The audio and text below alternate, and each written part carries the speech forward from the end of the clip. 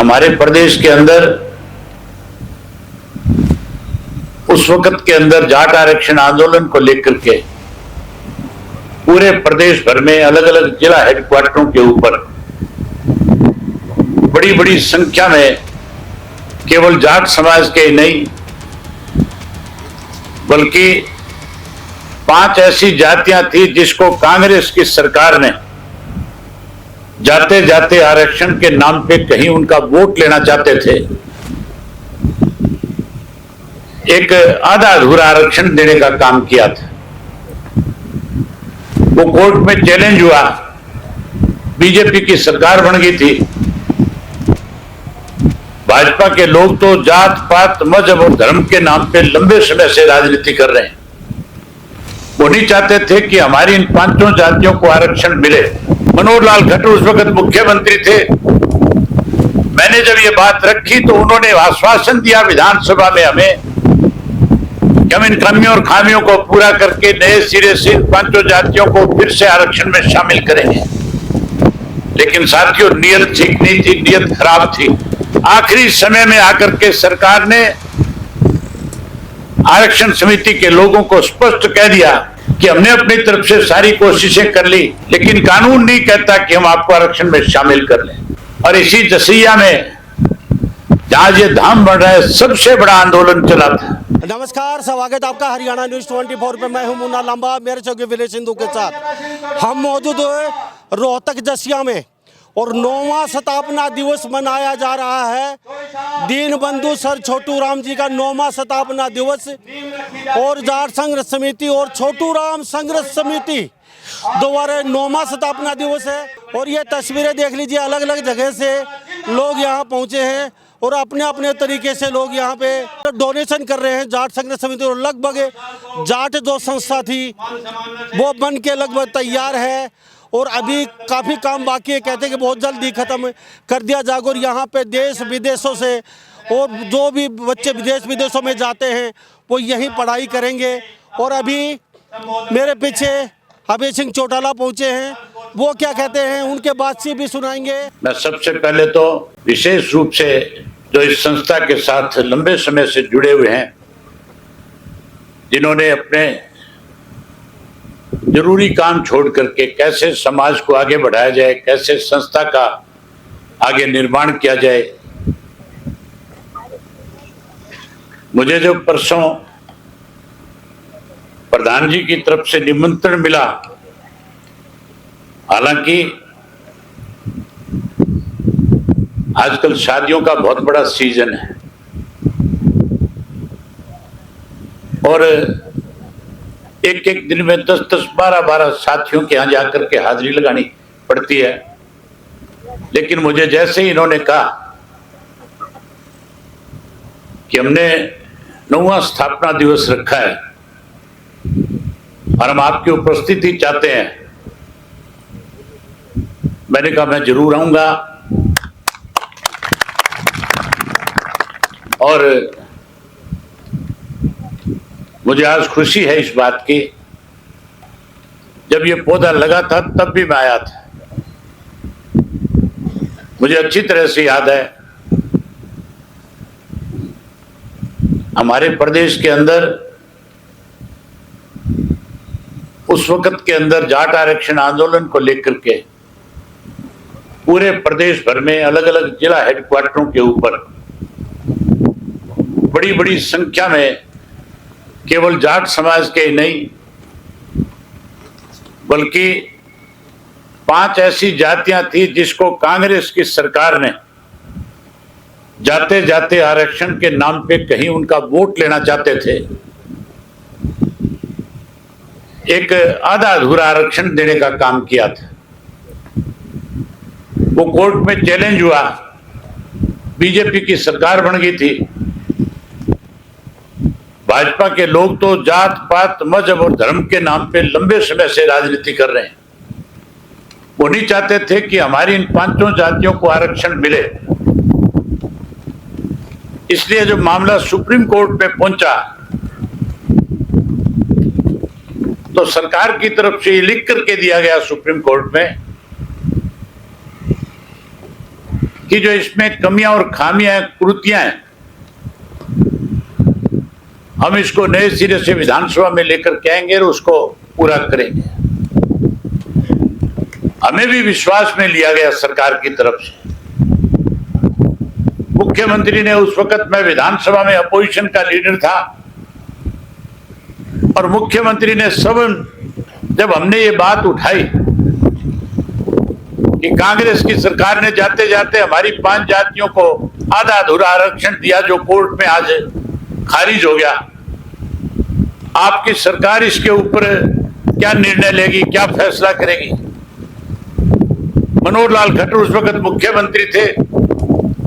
मैंने जब ये बात रखी तो उन्होंने आश्वासन दिया विधानसभा में हमें कि हम इन कमियों और खामियों को पूरा करके नए सिरे से इन 5 जातियों को फिर से आरक्षण में शामिल करेंगे। लेकिन साथियों, नियत ठीक नहीं थी, नियत खराब थी। समय समय पे आरक्षण समिति से जुड़े हुए लोगों ने मुख्यमंत्री से मुलाकात करी। जब वो मुख्यमंत्री से मिलने जाते थे, मुझे भी मिलकर के आते थे, हर बार बताते थे कि अब की बार मुख्यमंत्री की तरफ से यह आश्वासन मिला, इतना समय मांगा है। मैं उनको हर वक्त कहता था कि केवल और केवल समय खींचना चाहते हैं, इनकी नीयत ठीक नहीं है। जिस चीज को लेकर के हमें शंका थी, आखिर वही हुआ। आखिरी समय में आकर के सरकार ने आरक्षण समिति के लोगों को स्पष्ट कह दिया कि हमने अपनी तरफ से सारी कोशिशें कर ली, लेकिन कानून नहीं कहता कि हम आपको आरक्षण में शामिल कर लें। मजबूर होकर के हमारे बच्चों को वो आरक्षण मिले, इसके लिए रोहतक में इसकी शुरुआत करनी पड़ी थी। यहां रेलें रोकी गई, रास्ते रोके गए, और इसी जसिया में जहां ये धाम बन रहा है, सबसे बड़ा आंदोलन चला था। उस आंदोलन के दौरान जो अपने आप को कई कौम के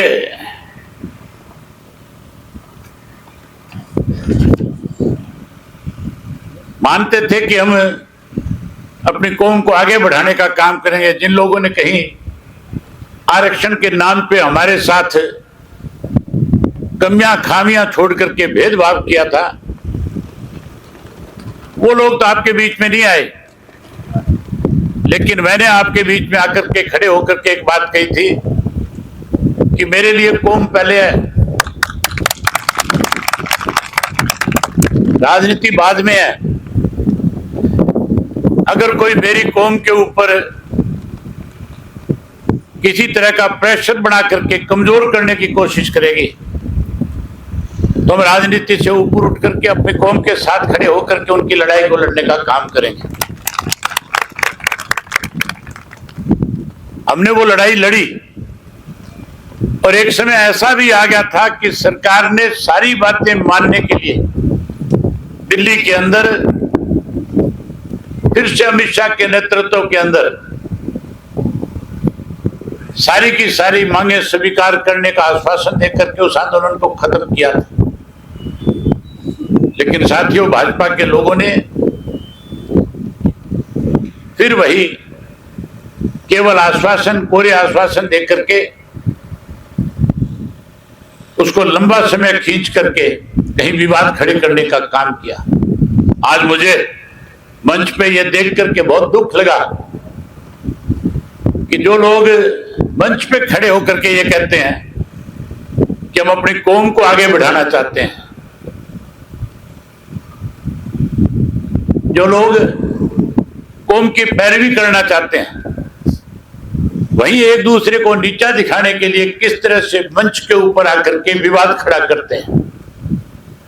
अगर हम इसी तरह से लड़ते रहे तो फिर मान के चलो, रामचंद्र जांगड़ा जैसे लोग, राजकुमार सैनी जैसे लोग और गौतम राम कुमार जैसे लोग फिर हमारे खिलाफ खुले खड़े होकर के किसी भी भाषा का प्रयोग करने से संकोच नहीं करेंगे। अगर हम एकजुट होंगे तो फिर किसी की हिम्मत नहीं होगी कि वो हमारे खिलाफ अनाप शनाप बात कहे, किसी तरह का जहर उगड़ने की कोशिश करे। ये हमारी कमियां हैं कि हम आपस के अंदर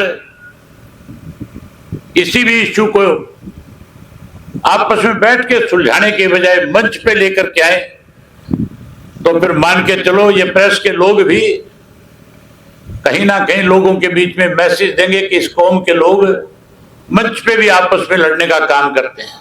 मेरी आपको एक राय है, खास करके इस संस्था का संचालन करने वाले लोगों को, इस समाज के ठेकेदारों को, कि आप कोई भी आपका आपसी विवाद है उसको बंद कमरे में बैठ करके निपटाने का काम करो और समाज के लोगों को जोड़ने के लिए उनके बीच में जाकर के समाज की कमियां, खामियां और कुरीतियों का जिक्र करो, ना कि एक दूसरे को नीचा दिखाने का प्रयास करो।